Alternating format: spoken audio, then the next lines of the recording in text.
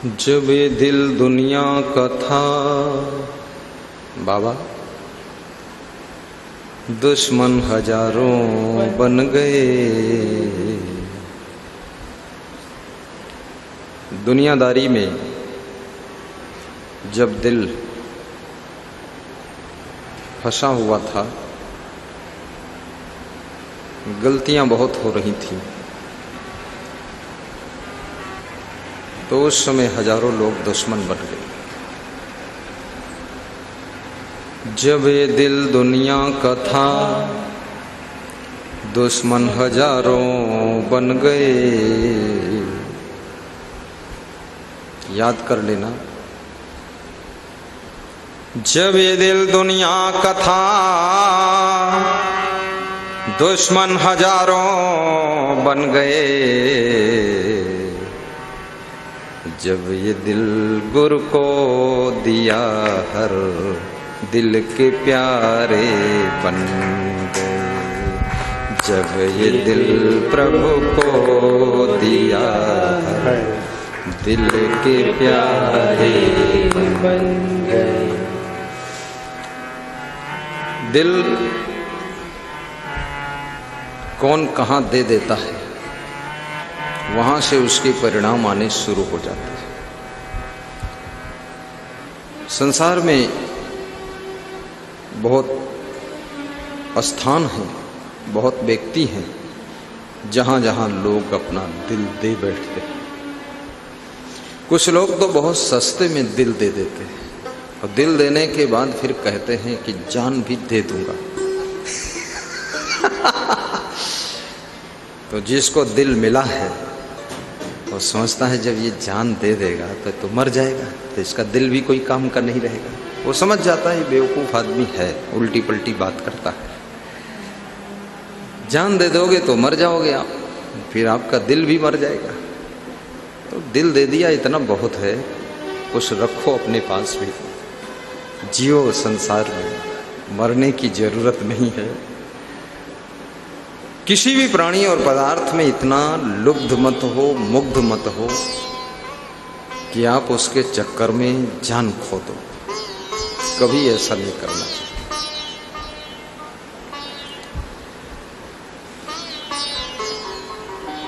मेरे दिल में ज्ञान दीपक जल गए। कैसे होगा? जिसके दिल में ज्ञान का दीपक जल जाता है, अंदर ज्ञान का प्रकाश हो जाता है, फिर वो गलत जगह पर दिल देता ही नहीं, बहुत सावधान रहता है। और जब जब तुम गलत जगह पर मन लगाते हो,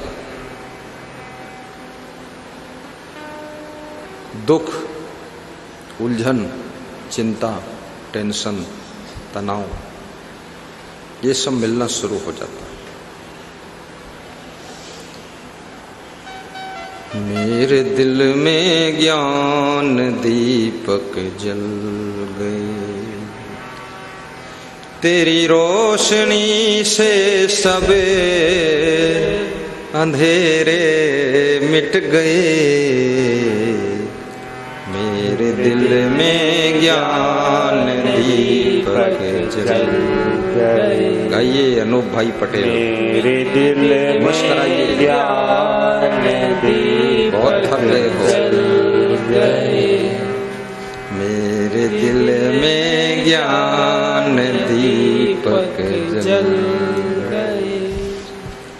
ज्ञान का दीपक जलने के बाद फिर से बुझ भी जाता है। कोई दीपक हो, सावधान रहोगे तो जलता रहेगा, लापरवाही करोगे तो बुझ जाएगा। कितने लोगों को ज्ञान हुआ और फिर ज्ञान गायब हो गया। कुछ दिन बहुत अच्छे रहे, फिर वैसे के वैसे हो गए। कैसे? जैसे पहले थे वैसे हो गए। लोग कहने लग जाते हैं सुधरे तो थे, लेकिन अल्प समय के लिए टेम्परेरी सुधार हुआ था, फिर वैसे हो गया। ज्ञान का दीपक बुझ गया। अखंड दीपक जलना चाहिए। कैसा? अखंड। खेत में रहो तो सर्विस में रहो, बिजनेस में रहो, शहर में रहो, देहात में रहो, सड़क पर चलो, गाड़ी में चलो, लेकिन ज्ञान के दीपक की प्रज्वलित ज्वाला आपके अंदर अंधकार ना आने दे। हमेशा तुम्हारा रास्ता साफ रहे कि किस लिए मेरा जन्म हुआ है, क्या करने के लिए धरती पर मैं आया हूँ। कीड़े मकोड़ों की तरह जीने के लिए नहीं, बस पक्षियों की तरह पेट भरने के लिए नहीं, और संसार के भोगों का कीड़ा बनने के लिए नहीं, बल्कि लोगों की पीड़ा को मिटाने के लिए और अपनी जिंदगी को हंसी खुशी से भरने के लिए मेरा ये जीवन है। मैं कभी दुखी नहीं होऊंगा, हमेशा खुश रहूंगा। खुश रहना बहुत कठिन है, गुस्सा करना बहुत आसान है, नाराज होना बहुत आसान। कितने लोग बचपन से नाराज हुए हैं, बुढ़ापे तक राजी ही नहीं हुए, बराबर उसी टेम्परेचर में चल रहे हैं। उनके घर के लोग भी इंतजार कर रहे हैं कि अब शायद टेम्परेचर डाउन हो जाए। पत्नी भी वेटिंग में लगी है कि शायद बच्चे हो जाएंगे तो पति जी का दिमाग थोड़ा ठंडा हो जाएगा। अरे बच्चे हुए तो 2 बच्चे हैं तो डबल दिमाग गर्म। पत्नी भी सोचती मामला क्या है, गरम गरम समोसे बनते ही जा रहे। थोड़ा ठंडे हो जाओ, हड़बड़ाओ मत, घबराओ मत। गुस्सा आपकी बुद्धि को खा जाती है, क्रोध सुख शांति प्रसन्नता को जलाकर राख कर देता है। और याद रखना, सब चीजें आपकी मेहनत से मिल सकती हैं, युक्ति बुद्धि प्रयुक्ति से मिल सकती हैं, लेकिन खुशी और आनंद और प्रसन्नता ये किसी भी न धन से मिल सकता है, न छीना झपटी से मिल सकता है। इसलिए अपनी खुशियों को मत खोइए, हमेशा खुश रहने के लिए क्रोध को काबू कीजिए, ईर्ष्या द्वेष की आग को बुझा दीजिए और गम खा करके प्रसन्नता से जिंदगी गुजार दीजिए। थोड़ा जोर से ताली बजाना। ये मत सोचना गुरु पूर्णिमा निपट गई तो गुरुदेव कमजोर पड़ गए। हाँ, हमारा रोज गुरु पूर्णिमा जैसा जोश रोज रहता है। हाँ, ताली बजाया करो, साहिब बंदगी। बहुत बड़ा सौभाग्य है कि आप सत्संग में बैठे भी, और मैं भी खुश हूं। मैं इसलिए खुश हूं, बहुत किस्मत वाला हूं। इसलिए किस्मत वाला हूं कि संत बन गया। संत इसलिए बन गया, खुश रहने के लिए संत बना। सही बात बताता। बचपन से सोचता था मैं संत बनूंगा। 9th क्लास में पढ़ता था, स्कूल में मैं शिक्षकों को देखता था, मुझे उनकी जिंदगी में भी दुख दिखाई देता था। विद्यार्थियों की जिंदगी में भी बेचैनी, अशांति और पीड़ा दिखती थी। वहीं से मैं ठान लिया था मैं संत बनूंगा। एक संत को भी देखा, दुखी देखा, तो फिर मन में थोड़ा डाउट हो गया कि संत में भी लफड़ा है क्या। वो संत साइकिल लेकर जा रहा था पैदल, उसके साइकिल के जो पैडल थे जिस पर पांव धर के चलाते हैं, उस पैडल में जो रबड़ लगती वो सब पता नहीं कहाँ गिर गई थी, खाली लोहा बचा था। और कुछ बोरिया बिस्तर पीछे कैरियर पर बांधे था, कमंडल हैंडल में टंगा था। और सवेरे का समय था, मैं ट्यूशन पढ़ने जा रहा था। 5 बजे का समय, ठंडी का महीना। वो धूल और ओस में सब लथरा पथरा, और घुटने तक कपड़ा पहना था, और दाढ़ी लगी और जटा। तो उसकी दुर्दशा देखा मैंने, तो हमने कहा है इसमें भी कठिन मामला। ऐसा एक बार डाउट आया। फिर मैंने उससे पूछा, बाबा इतना तकलीफ क्यों सह रहे हो, कहाँ जा रहे हो? अनावश्यक साइकिल लिए जा रहा है। मनुष्यों में भी कुछ ऐसे लोग हैं जो बिल्कुल कीड़े मकोड़े हैं। जैसे केचुआ है, लंबा वाला जो चलता है, बहुत से कीड़े मकोड़े हैं, इधर से उधर सड़क क्रॉस करते हैं। उनसे पूछो क्या काम है भाई, उधर क्यों जा रहे हो, गाड़ियां चल रही, कुचल जाओगे, मर जाओगे। कोई काम नहीं है, जिधर चल दिए चल दिए। ऐसे मनुष्यों में बहुत सारे लोग इधर उधर घूमते रहते फालतू फालतू अनर्थकम विप्रवासम गृहभ्या। तो जवाब तो सही नहीं दे पाया, लेकिन मैं फिर विचार किया कि इसके पास बुद्धि नहीं है, इसलिए ये ऐसा। उसके पैर में वो साइकिल के पैडल का जो लोहा था वो यहाँ टांग में रगड़ के खून बह रहा था। तो हमने कहा ये अपनी टांग तो बचा ही सकता कम से कम, और लोहा है तो उसमें पैडल लगवा सकता है।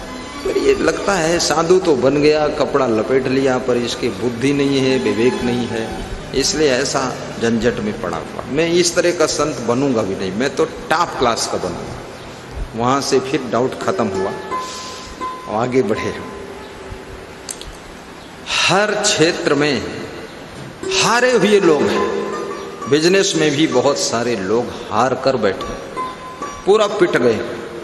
गृहस्थी में भी बहुत सारे लोग हार करके व्यथित होकर के अब जीना नहीं चाहते। साधु लाइन में भी बहुत ऐसा कम बुद्धि का मूर्ख विवेकहीन वो भी हारा हुआ है। और कितने लोग राजनीति में बुरी तरह से हारे हुए, पूरा पिट गए हैं और बता रहे हैं बच गए, बस इतने बहुत है, कुछ हो नहीं पाया। किसी भी फील्ड में आपको ठीक से जीना है तो सबसे पहले आप स्वयं को योग्य बनाइए। बिना योग्य बने हुए आप किसी भी कार्य को शुरू करोगे उसमें आप सफल नहीं हो सकते, कभी भी नहीं हो सकते। आप साधु लाइन में सफल होना है तो सबसे पहले आप वैराग्य में अपने को मजबूत करिए। जहाँ तहाँ ललचाना, मुंह फैलाना, ये भी नहीं पता मुंह क्यों फैला रहा हूँ, लार टपकाना, लबरा बनकर घूमना, फालतू फूटा हुआ कुआं है उसको झांकते रहना, देखते रहना, इधर खड़े हैं उधर खड़े हैं, खोपड़ी खुजला रहे हैं। अरे खोपड़ी में खुजली है, मुंडन करा दो, उसमें लगा दो, वो आता है मलहम, ठीक हो जाएगी। उसको खुजलाने में ही टाइम बर्बाद कर रहे। और निराश नहीं होना चाहिए। बिजनेस करना है उसके सभी ट्रिक सीखो, व्यवहार अपना सुधारो, वाणी सुधारो, बहुत ज़्यादा मत बोलो, दूसरों की बात को भी सुनो, दूसरों को बिल्कुल मूर्ख मत समझो, क्योंकि दूसरों से जुड़े बिना, दूसरों के सहारा के बिना तुम किसी फील्ड में डेवलप नहीं कर सकते। कितना बड़ा वक्ता हो, कोई संत हो या कितना बड़ा नेता हो, भाषण करता हो, लेकिन उसमें अगर नम्रता नहीं है, सरलता नहीं है, सहनशीलता नहीं है, विवेक नहीं है, व्यवहार कुशलता नहीं है, मिलनसारिता नहीं है और स्वार्थीपना है, बस जिससे समझता मतलब हल होगा बस उसी से बात करता है। अरे मतलब जिनसे तुमको कोई मतलब नहीं उनसे भी मतलब कभी कभी हल हो जाता है, उनसे भी मतलब हल होता है। एक वन राज्य मंत्री लिफ्ट में बैठने जा रहा था तो हम लोगों को पता नहीं था ये वन राज्य मंत्री है, तो हम सब संत लोग लिफ्ट में बैठ गए। हमारे संत, हमने कहा तुम बैठो, सब लोग बैठ गए। तो वो निकल गया बाहर और सीढ़ी चढ़कर आया, तो लिफ्ट जो चला रहा था उसने बताया वो वन राज्य मंत्री है। तो हमने कहा तुमने बताया नहीं, हम लोग बैठ गए, वो पैदल कैसे आए? बोले सीढ़ी चढ़ के आएगा, ऊपर मिला। हमने कहा धन्यवाद, आप वन राज्य मंत्री हो, लेकिन हम समझ नहीं पाए तो हमारे संत सब उसमें बैठ के तुम पैदल चढ़ कर आए। बोले गुरुदेव आपकी कृपा से ही तो हम वन राज्य मंत्री बने हैं, नहीं तो खाली वन में घूमते रहते, मंत्री थोड़े होते। बहुत खुश हुआ और उससे हमने ज़बरदस्ती बात किया, प्रेम किया, वो हमारा बहुत बड़ा काम भी किया, प्रेमी हो गया। आदमी से बोलिए, व्यवहार कुशल बनिए, सबको बेकार मत समझिए। कम से कम तुम्हारी एक मीठी बोली यदि उसकी टेंशन को कम कर सकती है तो आपने बहुत बड़ा परोपकार कर दिया है। हर काम स्वार्थ के लिए नहीं करना चाहिए, कुछ काम दूसरों के आनंद के लिए भी कर देना चाहिए, ये बहुत बड़ा परोपकार होता है। दूसरों को जो खुश करने की कोशिश करता है कभी दुखी नहीं होता। और केवल बुद्धि से काम नहीं, भावना भी देखिए, लोगों के भाव क्या है, ये मनुष्य के मन के अंदर भावना क्या है। भावों को भी पढ़िए, समझिए, कितनी श्रद्धा है, कितना प्रेम है दिल के अंदर, इसकी भावना क्या है, उसको भी समझना चाहिए। साहिब बंदगी बोलो एक बार, साहिब। आपका इतना पावन दिल है, इस पावन दिल को सभी को मत दीजिए। विषय वासना में ये दिल मत लगाइए, मोह माया में इस दिल को बर्बाद मत करिए। कहते हैं दिल, हनुमान जी से किसी ने पूछा आपके भगवान कहाँ रहते हैं? उन्होंने सीना चीर कर दिल के बीच में दिखाया कि मेरे भगवान मेरे दिल में बसते हैं। ऐसे ही ये दिल देवालय है, इसमें पवित्र महान आत्मा, दिव्य आत्मा, देव आत्मा, इष्ट देव को बसाना चाहिए। ऐरे गैरे नत्थु खैरे वगैरह पगैरे लगैरे इस सब के लिए दिल में स्थान नहीं रखना चाहिए। दिल में उनको बसाइए जो तुम्हारे दिल को देवालय बना देते हैं। मन मंदिर में उसको बसाइए जो तुम्हारे मन को सुमन बना देते हैं। और याद रखना, उनके साथ में बैठ जाइए जो तुम्हारी जिंदगी को बहुत ऊंचे उठा देते हैं, जो जिंदगी को बहुत ऊंचे उठा देते हैं। श्री चवन ब्रांड के जीवन में जरूरत के वृहद उत्पादों की श्रृंखला के साथ संपूर्ण उत्पाद आटा, पोहा, चाय पत्ती, बिस्किट, रस्क, नमकीन, मसाले इत्यादि उत्पादों के साथ साथ आयुर्वेद के बेहतरीन उत्पाद भी, जिसमें कमर दर्द, घुटना दर्द, जोड़ों के दर्द, शुगर, बीपी, मोटापा इत्यादि विभिन्न रोगों की औषधियाँ भी हैं। इन सारे उत्पादों का अपने जिले में सुपर डिस्ट्रीब्यूटरशिप व तहसील डिस्ट्रीब्यूटरशिप या अपने गांव के स्वदेशी केंद्र के लिए आज ही संपर्क करें 9516264444 पर या 0771459999 पर। श्री चवन स्वदेशी केंद्र। श्री चवन आयुर्वेद पिछले 5 वर्षों में लगातार अपनी बेहतरीन औषधियों के द्वारा 1 लाख से अधिक लोग जो दर्द से बेचैन थे, उनका घुटना दर्द, कमर दर्द, जोड़ों के दर्द को ठीक किया है। आगे हमारा यह प्रयास अनवरत जारी है। आप बिना किसी ऑपरेशन के अपना घुटना दर्द, कमर दर्द व जोड़ों के दर्द को आयुर्वेद की सर्वश्रेष्ठ औषधियों के द्वारा ठीक किया जा सके। इसलिए आज ही आप अपने किसी भी प्रकार के घुटने दर्द को ठीक करने के लिए श्री चवन आयुर्वेद की औषधियों को अपने घर पर होम डिलीवरी के लिए संपर्क करें। आज ही ऑर्डर करें श्री चवन के अचूक औषधियों को। आप हमसे इन नंबरों पर संपर्क कर सकते हैं 7714599999, 7716755555। श्री चवन आयुर्वेद।